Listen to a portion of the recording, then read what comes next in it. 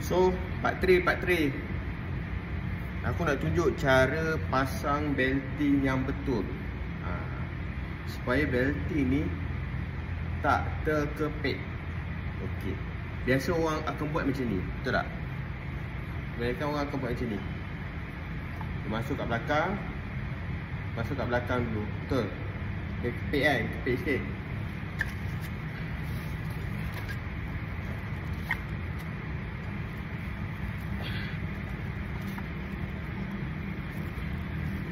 Kepit kan, dia kepit, dia akan jadi macam ni, betul kan? Tapi kalau tangan korang lagi kuat, korang boleh kepit dia, bagi dia kat dalam lagi lah, dia akan jadi macam ni, betul. So kita tengok kedudukan belting tu macam mana. So puli depan belah dalam kita dah pasang. So kita nak pasang ni lah.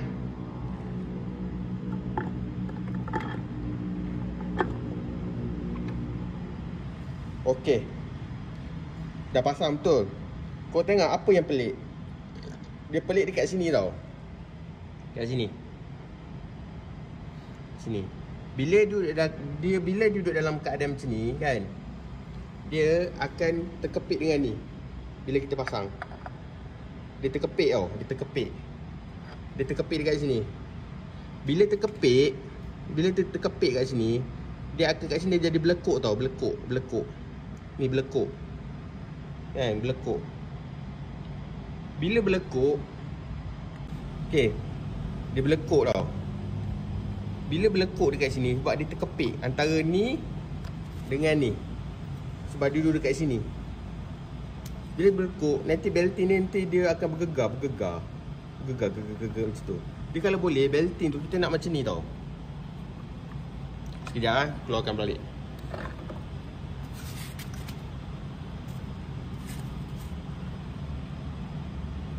Kalau boleh, belting kita nak macam ni.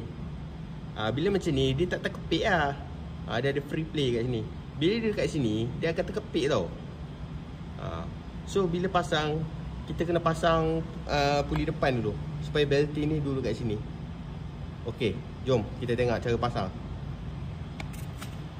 So cara pasang dia, kita masukkan belting dulu kan. So belting, lepas tu masuk puli depan.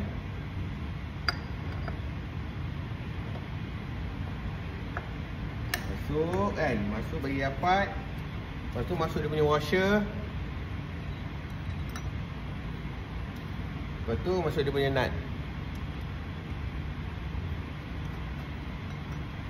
Okey, jadi jadinya belting korang ni dia tak terkepit, nampak? Dari free play kat sini.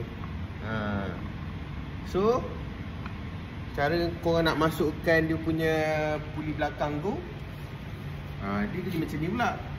Ni sebenarnya lebih mudah lah, Tak adalah korang nak perlu tekan ni sangat. Ni lebih mudah.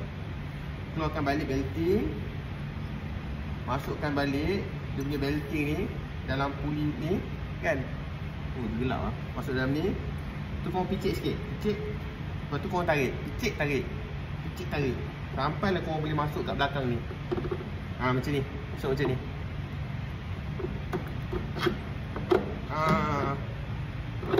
Masuk macam ni guys. Nampak? Masuk macam ni. Nampak? Tak ada lah belting tu terkepit guys.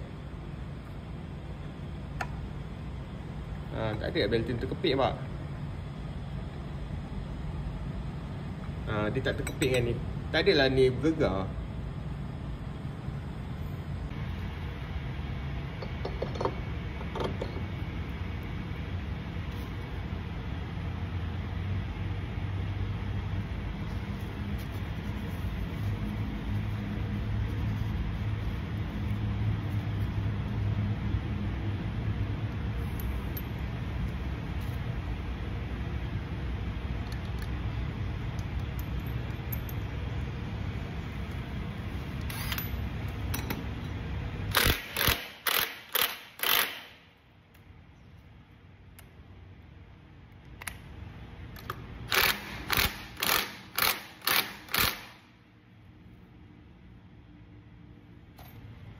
Cara grease bearing, cara isi grease dalam puli belakang, dah tahu cukup ke atau tak, cara Geriskan bearing cover,